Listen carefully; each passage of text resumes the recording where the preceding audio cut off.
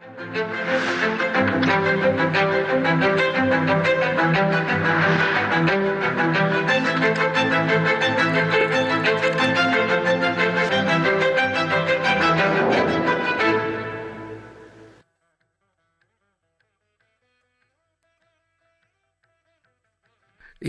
நாட்டு மக்களே, வணக்கம்.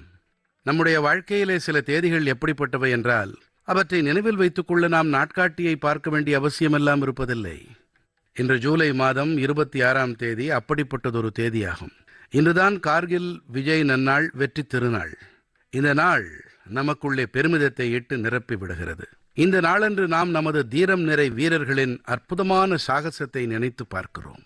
கார்கிலின் உயரமான சிகரங்கள், கடினமான பருவநிலை, எதிரிகளின் சவால் என அனைத்து சூழ்நிலைகளையும் நமது இராணுவ வீரர்கள் எதிர்கொண்ட அதே வேளையில் அவர்களுடைய நெஞ்சுரம் அனைத்து சவால்களையும் விட மிகப் பெரியதாயிருந்தது.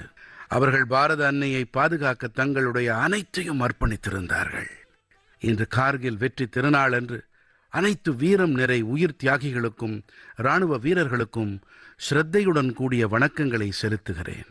நண்பர்களே, இன்றைய பாரதம் தனது வீரர்களை நினைவு கொள்வதோடு கூடவே புதிய தலைமுறையினர் வரை அவர்களின் சாகசங்களை கொண்டு செல்லவும் செய்கிறது. இந்த உணர்வோடுதான் இந்த ஆண்டு சிறப்பானதொரு ஷௌர்ய விஜய் யாத்ரா, அதாவது துணிச்சல் வெற்றி பயணம் மேற்கொள்ளப்பட்டது. ஜூலை மாதம் 14ஆம் தேதியன்று தில்லியின் தேசிய போர் நினைவகத்திலிருந்து தொடங்கிய இந்த மோட்டார் சைக்கிள் பயணம் திராஸில் உள்ள கார்கில் போர் நினைவகம் வரை பயணிக்கும். இது தாங்கிச் செல்லும் செய்தி என்னவென்றால், one right, one nation, one salute, அதாவது ஒரு பயணம், ஒரு தேசம், ஒரு வணக்கம். தேசத்திற்காக அளிக்கப்பட்ட உயிர் தியாகம் என்றும் மறக்கப்படாது என்பதையே இந்த பயணம் நமக்கு நினைவூட்டுகிறது. நண்பர்களே, இன்று பாரதம் தனது இராணுவ வீரர்களின் சாகசத்தோடு கூடவே தனது தொழில்நுட்பத் திறனையும் தொடர்ந்து பலப்படுத்திக் கொண்டு வருகிறது. சில நாட்கள் முன்னதாக பாரத நாட்டு கடற்படையோடு INS மகேந்திரகிரி போர்க்கப்பல் இணைக்கப்பட்டது. இந்த நவீன போர்க்கப்பல் பாரத நாட்டிலேயே வடிவமைக்கப்பட்டு பாரதத்திலேயே தயாரிக்கவும் பட்டது. இதிலே 75%க்கும் அதிக அளவிலே உள்நாட்டு தயாரிப்பு பொருட்கள் பயன்படுத்தப்பட்டிருக்கின்றன. இதுவே தற்சார்பு பாரதத்தின் பெருகி வரும் சக்தியின் அடையாளம். இந்த மாசத்திலேயே DRDO நிறுவனமானது பினாகா தொலைதூர வழிநடத்தப்படும் ராக்கெட் ஏவுகணையையும் வெற்றிகரமாக பரிசோதனை செய்தது. இந்த வெற்றியின் பின்னணியில் நமது விஞ்ஞானிகள் மற்றும் பொறியாளர்களின் கூட்டு முயற்சி இருக்கிறது. 2-3 நாட்கள் முன்னதாகத்தான் DRDO நிறுவனம் குஷா ஏவுகணையை வெற்றிகரமாக பரிசோதனை செய்திருந்தார்கள். நண்பர்களே, இன்று பாதுகாப்பு தளவாட உற்பத்தியாகட்டும், அவற்றின் ஏற்றுமதியாகட்டும், அல்லது நட்பு நாடுகளோடு ராஜீய ஒத்துழைப்பாகட்டும், பாரதம் தொடர்ந்து புதிய சிகரங்களை நோக்கி பயணித்துக் கொண்டே இருக்கிறது. இந்த மாத தொடக்கத்திலே நான் இந்தோனேஷியா பயணித்திருந்தேன். அங்கே பிரம்மோஸ் மற்றும் ஆயுத ஏவுகணைகளுக்கான ஒரு பெரிய புரிந்துணர்வு ஏற்படுத்தப்பட்டது. பாரதத்தின் பாதுகாப்பு தளவாடங்கள் மற்றும் தொழில்நுட்பத்தின் மீதான உலகின் நம்பிக்கை வளர்ந்து வருகிறது. இந்த கார்கில் வெற்றி திருநாளன்று நாம் நமது அமரத்துவம் பெற்ற உயிர் தியாகிகளை நினைவில் ஏற்றுவோம். பாதுகாப்பான, திறமை மிகுந்த, தற்சார்பு நிறைந்த பாரதத்தை படைக்கும் உறுதிப்பாட்டை மேலும் வலுப்படுத்துவோம். வாருங்கள். என் மனம் நிறை நாட்டு மக்களே, மனதின் குரலின் கடந்த பகுதியில் கேட்ச் த ரெயின், மழை நீரை சேகரிப்போம் இயக்கம் பற்றி விவாதித்திருந்தேன். பருவமழையின் ஒவ்வொரு சொட்டையும் பாதுகாக்க இந்த இயக்கத்தை மக்கள் இயக்கமாக ஆக்க வேண்டும் என்று நான் வேண்டுகோள் விடுத்திருந்தேன். மழை நீரை சேகரிப்போம் என்பது தரும் செய்தி மிகவும் எளிமையானது. எங்கே மழை பொழிகிறதோ, எப்போது அது பொழிகிறதோ, அந்த நீரை அங்கேயே சேமியுங்கள். ஆகையால் ஜூலை மாதம் 4ஆம் தேதி தொடங்கி தேசமெங்கும் ஒரு விசேஷமான இயக்கமும் நடைபெற்று வருகிறது. இதன்படி மழை நீர் சேகரிப்பு, நிலத்தடி நீரின் மறுசெறிவு, பழைய நீர்நிலைகளுக்கு புத்துயிர் ஊட்டல் மற்றும் மரம் நடுதல் ஆகியவற்றுக்கு புதிய வேகம் அளிக்கப்பட்டு வருகிறது. கிராமமாகட்டும், நகரமாகட்டும், பஞ்சாயத்தாகட்டும், சமூக அமைப்புகளாகட்டும், அனைத்து இடங்களிலும் மக்கள் மிகுந்த உற்சாகத்தோடு பங்கெடுத்துக் கொண்டார்கள். பழைய நீர்நிலைகளிலிருந்து வண்டல் வெளியேற்றப்பட்டது. சில இடங்களில் குளங்கள், ஏரிகளுக்கு புத்துயிர் அளிக்கப்பட்டது. மூடி கிடந்த ஆழ்குழாய் கிணறுகள் இப்போது நிலத்தடி நீர் மறு செறிவூட்டலுக்கான ஊடகமாக ஆகி வருகின்றன. நண்பர்களே, மத்திய பிரதேசத்தின் சீதி மாவட்டத்திலே சுமார் 1500 ஏரிகள் ஏற்படுத்தப்பட்டிருக்கின்றன. நரசிங்பூரிலே அமுத நீர்நிலைகள் புனரமைக்கப்பட்டிருக்கின்றன. மகாராஷ்டிரத்தின் நாசிக்கில் நீரை சேமிக்கும் திறன் பெரிய அளவிலே மேம்படுத்தப்பட்டிருக்கிறது. ஆந்திர பிரதேசத்தின் நந்தியாலிலே அனைத்து கிராம பஞ்சாயத்துகளும் இந்த இயக்கத்தில் இணைந்திருக்கின்றன. பழைய குளங்கள் மீண்டும் பயன்பாட்டுக்கு வருகின்றன. நமது நகரங்கள் ஒன்றும் பின்தங்கிவிடவில்லை. சத்தீஸ்கடின் கோர்பா, ஒடிஷாவின் புவனேஸ்வர், ஆந்திர பிரதேசத்தின் விஜயநகரம் ஆகியன இந்த இயக்கத்தில் உற்சாகமளிக்கும் விளைவுகளை வெளிப்படுத்தி வருகின்றன. நாமும் கூட அக்கம் பக்கத்தில் இருக்கும் குளங்கள், ஏரிகள் அல்லது கண்மாய்களுக்கு பொறுப்பேற்றுக் கொள்வோம். ஒவ்வொரு சொட்டு நீரையும் சேமிப்போம். வாருங்கள், இன்று சேமிக்கப்படும் நீரின் ஒவ்வொரு சொட்டும் வரவிருக்கின்ற தலைமுறையினரின் எதிர்காலத்துக்கான மிகப்பெரிய முதலீடாகும். என் நெஞ்சம் நிறை நாட்டு மக்களே, சில நாட்கள் முன்பாக கிளாஸ்கோவிலே காமன்வெல்த் போட்டிகள் தொடங்கின. நாட்டு மக்கள் அனைவரும் பாரத நாட்டின் அணிக்காக தொடர்ந்து நல்வாழ்த்துக்களை தெரிவித்த வண்ணம் இருக்கின்றார்கள். அனைத்து விளையாட்டு வீரர்களும் தடகள வீரர்களும் மிகச்சிறப்பாக செயல்பட வேண்டும், மக்களின் இதயங்களை கொள்ளை கொள்ள வேண்டும் என்பதே அவர்களுடைய ஆசையாக இருக்கிறது. நண்பர்களே, நமது இளைஞர்கள் அண்மை நாட்களில் விளையாட்டுகளில் பல அருமையான சாதனைகளை புரிந்திருக்கிறார்கள். PV சிந்து ஜப்பான் ஓபன் பூப்பந்தாட்ட போட்டியில் வெற்றி பெற்ற முதல் பாரத நாட்டு பெண்ணாக ஆகியிருக்கிறார். அவரது இந்த சாதனையானது ஒட்டுமொத்த தேசத்திற்கும் பெருமை சேர்த்திருக்கிறது. பாரத நாட்டு பெண் கிரிக்கெட் அணியும் கூட லண்டனின் லார்ட்ஸ் அரங்கில் தனது முதல் டெஸ்ட் ஆட்டத்தில் வென்றிருக்கிறது. இது ஒரு வரலாற்று வெற்றியாகும். நமது அணியானது 270 ஓட்டங்கள் வித்தியாசத்தில் இந்த போட்டியை ஜெயித்திருக்கின்றது. ஆனால் விஷயம் இது மட்டுமல்ல. லார்ட்ஸின் நீண்ட வரலாற்றிலே இது பெண்கள் அணியின் முதல் டெஸ்ட் பந்தயமாகும். 1983ஆம் ஆண்டிலே இதே மைதானத்தில் பாரதம் தனது முதல் கிரிக்கெட் உலக கோப்பையை வென்றது. இப்போது நமது பெண் சக்தி இங்கே தேசத்திற்கு பெருமை சேர்த்திருக்கிறது. நண்பர்களே, சில சின்ன முயற்சிகள் கூட பெரும் முக்கியத்துவம் பெறுகின்றன. கேரளத்தின் எர்ணாகுளத்தின் தெற்கு சிற்றூரில் விளையாட்டுகள் தொடர்பாக இப்படிப்பட்ட ஒரு முயற்சி பற்றி நான் கேள்விப்பட்டேன். இங்கே ஒரு பள்ளியிலே சம்ஸ்கிருத கிளப் இருக்கிறது. இங்கே இருக்கும் ஆசிரியரான அபிலாஷ் அவர்கள் மிகவும் வித்தியாசமான முறையிலே சம்ஸ்கிருதத்தை பிரபலப்படுத்தி வருகிறார். இந்த திட்டத்திற்கு அக்ஷர் கந்துக் என்று பெயரிட்டிருக்கிறார். இதிலே சம்ஸ்கிருதத்தின் எழுத்துக்களை கால்பந்தாட்டத்தில் பயன்படுத்தப்படும் சொற்களோடு இணைத்து எளிமையான வகையிலே புரிய வைக்கப்படுகிறது. இதன் மூலம் கற்கும் ஆனந்தம் கிடைக்கிறது. அதோடு கூடவே விளையாட்டுகளோடு மக்களுக்கு உறவும் அதிகப்படுகிறது. என் மனம் நிறை நாட்டு மக்களே, கடந்த ஞாயிற்றுக்கிழமையன்று விக்ரம் 1 வெற்றிகரமான ஏவுதல் நாட்டு மக்கள் அனைவரின் மனங்களையும் பெருமையால் நிரப்பியது. விண்வெளித்துறையின் இந்த வரலாற்று ரீதியான கணத்தின் சாட்சிகளாக பாரத நாட்டவர்கள் நாம் அனைவரும் இருந்தோம். இது தனியார் துறை வாயிலாக மேம்படுத்தப்பட்ட பாரதத்தின் முதல் ராக்கெட் ஆகும். கற்பனை செய்யக்கூட கடினமான இதனை நமது இளைய தலைமுறை புதுமைகள் படைப்போர் செய்து காட்டியிருக்கிறார்கள். அவர்கள் அலாதியான திறன், பேரார்வம் மற்றும் பொறுமையை வெளிப்படுத்தினார்கள். நீண்ட காலம் வரை நமது விண்வெளித்துறை தனியாருக்கு மூடப்பட்டிருந்தது. இந்த துறையில் ஆர்வம் கொண்ட பல இளைஞர்களுக்கு தங்கள் திறமைகளை வெளிப்படுத்தும் சந்தர்ப்பம் கிடைக்காமலேயே இருந்தது. இளைஞர்களின் நலனை கருத்தில் கொண்டு நாங்கள் விண்வெளித்துறையை தனியாருக்காக திறந்து விட்டோம். இன்று இதன் விளைவு என்ன என்பதை உலகமே பார்த்து கொண்டிருக்கிறது. நண்பர்களே, அறிவியலிலும் கூட நமது இளைய நண்பர்கள் பாரதத்தை தலைநிமிரச் செய்திருக்கின்றார்கள். அறிவியல் ஒலிம்பியாட் போட்டிகள் என்பன உலகின் மிகவும் மகத்துவம் வாய்ந்த போட்டிகளில் ஒன்றாகும். இவற்றிலே அதிக எண்ணிக்கையில் மாணவர்கள் பங்கெடுக்கின்றார்கள். இந்த மாதம்தான் இயற்பியல், வேதியியல், உயிரியல், கணிதம் ஆகியவற்றின் ஒலிம்பியாட் போட்டிகள் நடைபெற்றன. இந்த போட்டிகளில் பாரத நாட்டு அணியின் செயல்பாடு அருமையாக இருந்தது. இயற்பியல் ஒலிம்பியாடிலே நமது அனைத்து 5 மாணவர்களும் தங்கப்பதக்கம் வென்றார்கள். பாரதம் முதல் இடத்தை பிடித்தது. கடந்த 10 ஆண்டிலே நடந்த அனைத்து இயற்பியல் ஒலிம்பியாடிலுமே நமது நாட்டின் மாணவர்கள் தங்கம் அல்லது வெள்ளிப் பதக்கங்களை கண்டிப்பாக ஜெயித்து வந்திருக்கின்றார்கள். வேதியியல் ஒலிம்பியாடிலும் கூட நமது அனைத்து மாணவர்களும் தங்கப் பதக்கங்களை வென்றிருக்கின்றார்கள். இதுவரையிலான ஆகச்சிறந்த செயல்பாடு இது. உயிரியல் ஒலிம்பியாடிலும் கூட நமது மாணவர்கள் அனைவரும் பதக்கங்களை வென்றிருக்கின்றார்கள். இவற்றிலே ஒரு தங்கப் பதக்கமும் அடங்கும். அதே போல கணித ஒலிம்பியாடிலேயும் கூட நமது மாணவர்கள் 2 தங்கப் பதக்கங்களையும் 4 வெள்ளிப் பதக்கங்களையும் வென்றிருக்கின்றார்கள். தேசத்தின் இளைஞர் சக்தி மீது எனக்கு ரொம்ப பெருமையாக இருக்கிறது. பாரதத்திலே ஒலிம்பியாடுகள், ஹேக்கத்தான்கள் ஆகியவற்றின் கலாச்சாரம் தொடர்ந்து அதிகரித்து வருகிறது என்பது பேருவகையை அளிக்கிறது. தேசத்தின் அதிக அளவிலான இளைஞர்கள் இப்படிப்பட்ட மேடைகளிலும் தங்களுடைய ஆர்வத்தை வெளிப்படுத்தி பாரதத்திற்கு மேலும் பெருமை சேர்ப்பார்கள் என்பதில் எனக்கு நம்பிக்கை இருக்கிறது. என் உளம் நிறை நாட்டு மக்களே, திறனும் இருக்கிறது, சாதிக்க வேண்டும் என்ற பேரார்வமும் இருக்கிறது எனும்போது அனைத்து பாதைகளும் எளிதாகி விடுகின்றன. காஷ்மீரின் பாரம்பரியமான கம்பளமான வகு தொடர்பாக இப்போது மேற்கொள்ளப்படும் முயற்சியிலே இது பளிச்சிடுகிறது. கோரை மற்றும் வைக்கோலை கொண்டு தயாரிக்கப்படும் இந்த கம்பளத்தை தயாரிக்கும் பாரம்பரியம் பல்லாண்டுகள் பழமையானது.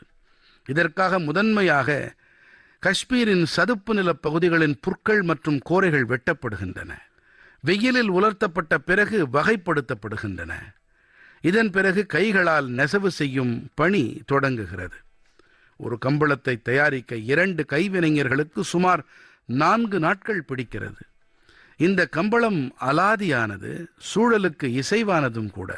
ஒரு பெரிய விசேஷ அம்சம் என்னவென்றால், கோடையிலே இது குளிர்ச்சியை அளிக்கும், குளிர்காலத்திலே வெப்பத்தை தரும். முதலில் இது காஷ்மீரின் ஒவ்வொரு வீட்டிலும் காணப்பட்டது. ஆனால் கடந்த சில ஆண்டுகளாக இதன் பயன்பாடு குறையத் தொடங்கியது. இந்த நிலையில் ஸ்ரீநகரின் குலாம் ஹுசேன் அவர்களும் அவருடைய மகளான தஞ்சீலா அவர்களும் ஒரு உறுதி பூண்டார்கள். இருவரும் வகு கைவினைத்திறன் பாரம்பரியத்துக்கு ஒரு புதிய வாழ்க்கை அளிக்க வேண்டும் என்பதை குறிக்கோளாக்கி கொண்டார்கள். குலாம் ஹுசேன் அவர்கள் மிகவும் எளிமையான குடும்பத்தைச் சேர்ந்தவர். இந்த பணியிலே அவர் பல சவால்களை எதிர்கொள்ள வேண்டியிருந்தது. ஆனால் பார்த்து கொண்டிருக்கும் போதே அவருடைய இந்த முயற்சியில் பலர் இணையத் தொடங்கினார்கள். குலாம் ஹுசேன் அவர்கள் இந்த திறமையை மேலும் முன்னெடுத்துச் சென்றார். அவருடைய குறிக்கோளுக்காக மாநில அளவிலே அரசு உதவிகளும் கிடைத்தன. இன்று விரைவாக மக்களின் விருப்பத்தை பெற்று வரும் வகுவானது தேசத்தின் பிற பாகங்களுக்கும் சென்று சேர்ந்து வருகிறது.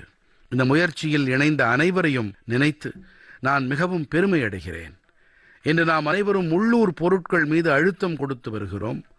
உள்ளூர் பொருட்களுக்கு குரல் கொடுப்போம் என்ற மந்திரத்தை தாங்கி பயணித்துக் கொண்டிருக்கிறோம். இந்த நிலையில் காஷ்மீரத்தின் வகுவும் கூட உங்கள் இல்லங்களிலே இடம்பெற வேண்டும் என்பதையும் நீங்கள் கவனத்தில் கொள்ளுங்கள். நண்பர்களே, நமது தேசத்திலே தேநீர் என்பது ஒரு பானம் மட்டுமல்ல, இது நம்மோடு இரண்டரக் கலந்தது. காலையின் தொடக்கமாகட்டும், நண்பர்களின் சந்திப்பாகட்டும், குடும்பத்தோடு இணைந்து சில கணங்களை கழிப்பதாகட்டும், தேநீர் என்பது அனைத்து வேளைகளிலும் நம் வாழ்க்கையில் அங்கம் வகித்து வருகிறது. எனக்கும் தேநீருக்குமான உறவு பற்றி நீங்கள் நன்கு அறிவீர்கள் இல்லையா? ஆனால் இன்று நாம் உரையாட இருக்கும் தேநீர் அது சுவையை மட்டும் அளிக்கவில்லை, பல சகோதரிகளுக்கு வாழ்க்கையையும் அளித்திருக்கிறது. தற்சார்பு என்ற புதிய நறுமணத்தையும் கலந்திருக்கிறது.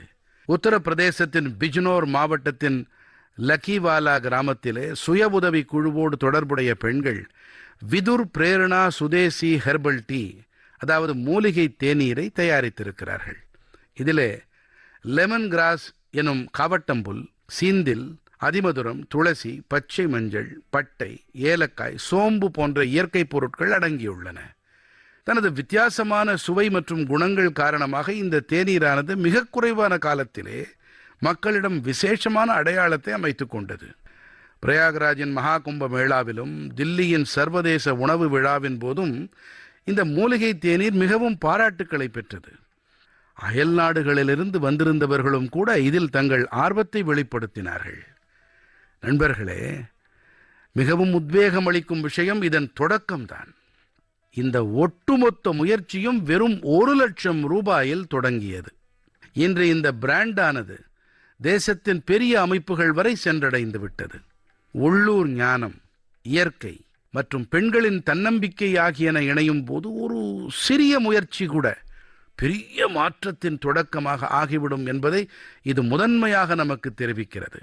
என் கனிவான நாட்டு மக்களே, இன்று நாடெங்கிலும் ஓர் மரம் அன்னையின் பெயரில் இயக்கம் வாயிலாக இயற்கையின் பால் மக்கள் தங்களுடைய பொறுப்பையும் கடமையையும் ஆற்றி வருகின்றார்கள். இப்படிப்பட்ட உணர்வால் சமூகம் இணையும் போது மிகவும் அழகான உத்வேகம் அளிக்கவல்ல எடுத்துக்காட்டுகள் வெளிப்படுகின்றன.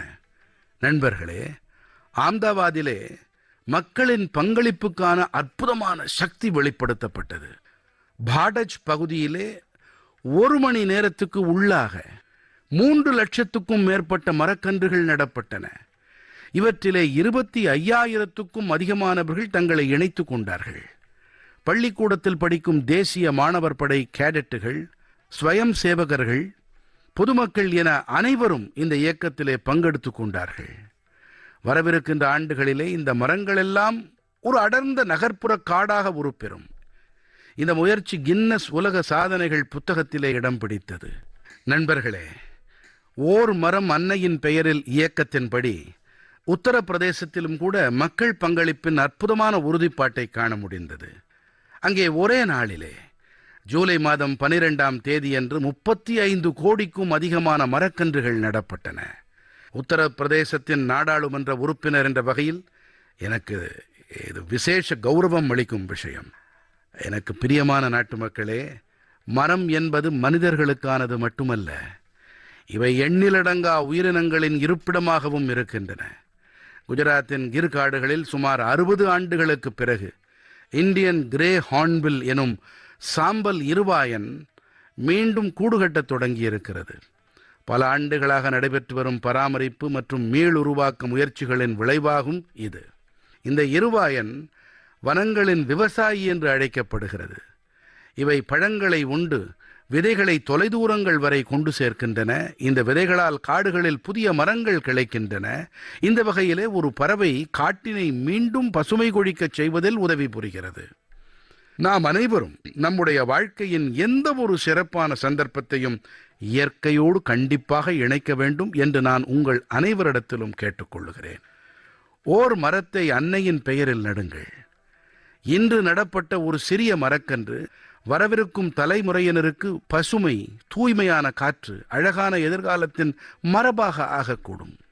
எனதருமை நாட்டு மக்களே, இன்று நெகிழி மாசு என்பது உலகம் முழுவதிலும் சுற்றுச்சூழலுக்கு ஒரு பெரிய சவாலாக மாறிவிட்டது என்பதை நாம் அனைவரும் நன்கறிவோம்.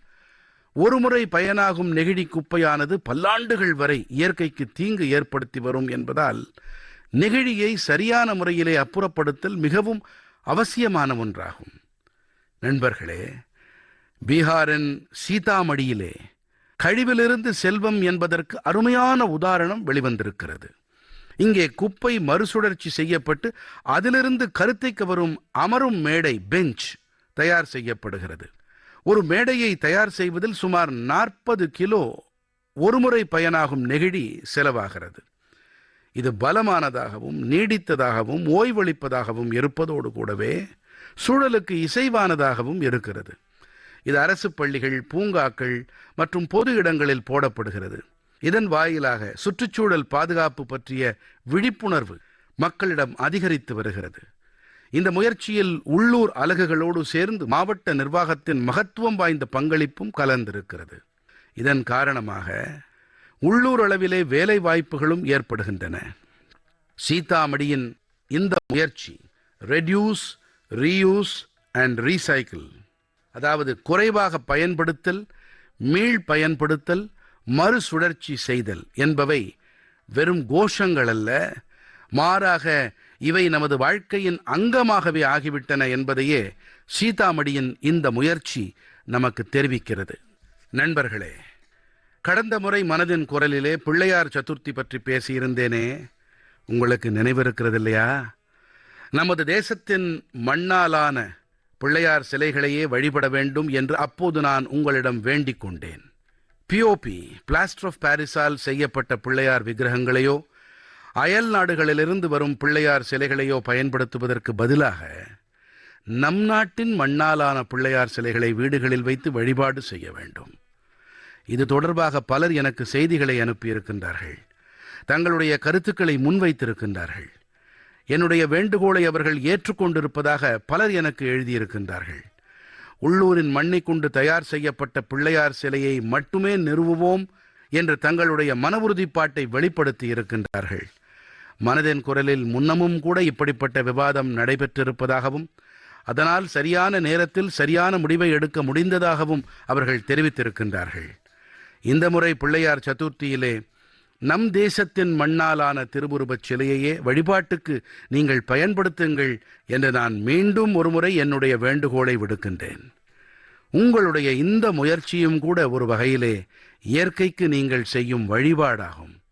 என் மனம் நிறை நாட்டு மக்களே, இப்போது நான் உங்களிடம் கூறவிருக்கும் ஒரு நபர் குறித்து நீங்கள் தெரிந்து கொண்டால் நீங்கள் மிகவும் பெருமிதம் கொள்வீர்கள். இவர் அறிவியல் மற்றும் புதுமைகள் படைத்தல் துறையில் பெரிய அளவில் பணியாற்றி வருகிறார். தனக்கென உலகிலே ஒரு அடையாளத்தை ஏற்படுத்தி கொண்டிருந்தாலும் கூட இவர் தனது வேர்களின் ஆழங்களோடு இணைந்திருப்பவர். சந்தர்ப்பம் வாய்க்கும் போதெல்லாம் தனது மண்ணுக்கு மரியாதை செலுத்துவதை மறக்காதவர்.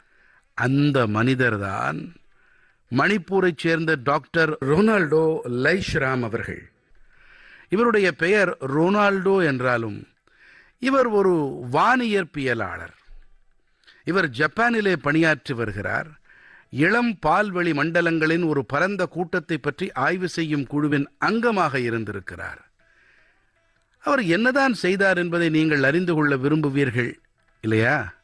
உள்ளபடியே இவர் ஒட்டுமொத்த கூட்டத்தின் பெயரை மணிப்பூரின் ஒரு அழகான ஏரியோடு இணைத்து லோக்டக் புரோட்டோ கிளஸ்டர் என்று பெயரிட்டிருக்கிறார். இந்த நன்னீர் ஏரிக்குள் மிதக்கும் மக்கிய தாவரங்களும் இதர கரிமப் பொருட்களும் ஃபும்டிஸ் இவையெல்லாம் ஒன்றிணைந்து மிதக்கும் திட்டுக்களைப் போல மாறுகின்றன. தனித்துவமான நிலப்பரப்பை போன்ற தோற்றத்தை இவை உருவாக்குகின்றன. இது ஏதோ பரந்த கடலிலே சின்ன சின்ன தீவுகள் மிதப்பது போல இருக்கிறது. இதைப் போலவே பேரண்டத்தில் இந்த இளம் பால்வெளி மண்டலங்கள் கூட ஒரு பரந்த படைப்பை நிர்மாணம் செய்கின்றன. இன்று மணிப்பூரின் லோக்டக் தேசத்தின் வரைபடத்தில் மட்டும் இடம்பெறவில்லை, மாறாக விசாலமான பேரண்டத்திலும் கூட தனது ஒளிவீச்சை பரப்பிக் கொண்டிருக்கிறது. இந்த சாதனை நாட்டவர் அனைவருக்கும் பெருமை சேர்ப்பது. இதனால் நமது இளைய நண்பர்களுக்கு ஒரு கற்றல் கிடைக்கிறது. தங்களுடைய பாரம்பரியத்தோடு இணைந்திருந்தாலும் கூட புதிய சிகரங்களை நம்மால் எட்ட முடியும் என்பதை. இப்படிப்பட்ட வேர்கள் விண்மீன்கள் உலகை கூட பளிச்சிடச் செய்ய முடியும். என் நெஞ்சம் நிறை நாட்டு மக்களே, சில நாட்கள் கழித்து ஆகஸ்ட் மாதம் 7ஆம் தேதியன்று தேசிய கைத்தறி நாளினை நாடு கொண்டாடும். இந்த வேளையிலே நமது நெசவாளர் சகோதர சகோதரிகளின் திறன்கள், அவர்களின் படைப்பாற்றல் ஆகியவற்றுக்கு நாம் விழா எடுக்கிறோம். பல தலைமுறைகளாக தொடர் சங்கிலி போன்று செயல்பட்டு வரும் பாரம்பரியங்களை நமது நண்பர்கள் முன்னெடுத்துச் செல்லுகிறார்கள். நண்பர்களே, கைவினை திறத்தால் படைக்கப்பட்ட ஒவ்வொரு ஆடையும் ஏதோ ஒரு துறையினை, சமூகத்தை மற்றும் இதோடு தொடர்புடைய எண்ணிலடங்கா மக்களின் கதைகளை முன்னிறுத்துகிறது. இவர்களெல்லாம் பாரதத்தின் கலாச்சார மரபுகளை பராமரிப்பதை பெருமித உள்ளத்தோடு செய்கிறார்கள். நாம் அனைவரும் கைவினை திறத்திற்கு ஊக்கமளித்து நமது நெசவாள நண்பர்களுக்கு மரியாதை அளிக்க வேண்டும் என்பதையே இன்றைய நாளன்று நான் என் வேண்டுகோளாக விடுக்கிறேன். நாம் உள்ளூர் பொருட்களுக்கு குரல் கொடுப்போம் என்ற உணர்வுக்கு மேலும் வலு சேர்ப்போம். வாருங்கள் நண்பர்களே, இன்று தேசத்திலே எந்த வகையில் கைத்தறிக்கு ஊக்கமளிக்கப்பட்டு வருகிறதோ இதன் காரணமாக அதிக அளவிலே மக்களின் வாழ்க்கை சிறப்பானதாக ஆகிக் கொண்டிருக்கிறது. போச்சம்பள்ளியிலிருந்து பட்னா, குத்தம்பள்ளியிலிருந்து கட்ச் வரை இதற்கான பல எடுத்துக்காட்டுகள் காண கிடைக்கின்றன. இன்று கைத்தறியின் நமது பெருமை மிகு பாரம்பரியத்துக்கு புதிய சக்தியையும் புதிய அடையாளத்தையும் பல தனிநபர்களும் குழுக்களும் அளித்து வருகின்றார்கள். போச்சம்பள்ளி வகையின் அழகான பாரம்பரியத்தை சிலர் முன்னெடுத்துச் சென்றால், சில பெண் நெசவாளர்கள் ஒன்றிணைந்து கம்பளிப் பொருட்களை உருவாக்குகிறார்கள். சிலர் கேரளத்தின் பாரம்பரியமான கசாவு கலையை பாதுகாத்து வருகின்றார்கள். இதன் காரணமாக நமது சகோதரிகள் தாய்மார்களுக்கு வேலை வாய்ப்பு உருவாகிறது. நண்பர்களே, மேலும் ஒரு விஷயம் குறித்து விசேஷமாக நான் குறிப்பிட விரும்புகிறேன். அதுதான் காதி. கதராடைகள் என்பவை அண்ணல் காந்தியடிகளுக்கு மிகவும் பிரியமானவை என்பதை நாம் அனைவரும் அறிவோம். கடந்த சில ஆண்டுகளில் மக்களால் கணிசமாக விரும்பப்படுவதாக காதி ஆகியிருக்கிறது. கடந்த 12 ஆண்டுகளில் இதன் விற்பனை 6 மடங்கு அதிகரித்திருக்கிறது. விற்பனையின் இந்த புள்ளி விவரம் இப்போது கிட்டத்தட்ட 8000 கோடி ரூபாய் என்ற அளவை எட்டியிருக்கிறது. வரவிருக்கின்ற பண்டிகை காலத்திலே காதி விற்பனை மையத்தின் ஏதாவது ஒரு பொருளை, கைத்தறியோ கைவினைப் பொருளோ ஏதோ ஒரு பொருளை கண்டிப்பாக வாங்குங்கள். எனதருமை நாட்டு மக்களே, பாரதத்திலே எத்தனை வகையான இசைக்கருவிகள் இருக்கின்றன என்று உங்களிடத்திலே கேட்டால் நீங்கள் சிந்திக்கத் தொடங்கி விடுவீர்கள். ஏனென்று சொன்னால் நம் நாட்டிலே ஏராளமான கருவிகளும் அவற்றோடு தொடர்புடைய பாரம்பரியங்களும் இருக்கின்றன. இவை போன்றதொரு கருவிதான் திரிபுராவின் சவுங்ப்ரேங். இது அங்கிருக்கும் பழங்குடி இனத்தவர்களிடம் மிகவும் பிரபலமாக இருக்கிறது. மூங்கிலால் ஆன இந்த இசைக்கருவியிலே 3 தந்திகள் இருக்கின்றன. இதிலிருந்து வெளிப்படும் ஒலி மிகவும் இனிமையானதாக இருக்கிறது. சரோத் இசைக்கருவிக்கு சற்று நிகராக இதன் ஒலி இருக்கிறது. சில காரணங்களால் இளைஞர்களிடையே இதன் புழக்கம் குறையத் தொடங்கியது. இந்த கட்டத்தில் குமார் தேவ் பர்மா அவர்கள் இதை மீண்டும் பிரபலப்படுத்த வேண்டும் என்று உறுதி பூண்டார். இன்று அவருடைய முயற்சி வளமாகி இருக்கிறது. இவர் சவுங்ப்ரேங்கோடு கூடவே அங்கே இருக்கும் பிற பாரம்பரிய இசைக்கருவிகளையும் இசைத்து வருகிறார். கோக் போரோக் பழங்குடி பாடல்கள், பவுல் பாடல்கள், பங்காலி பழங்குடி பாடல்கள் ஆகியன அவருக்கு மிகவும் பிடித்தமானவை. இப்போது நான் உங்களுக்கு ஒரு சிறிய இசைக்குறிப்பை இசைக்க விரும்புகிறேன். இந்த இசையை உங்களால் என்றைக்கும் மறக்க முடியாது.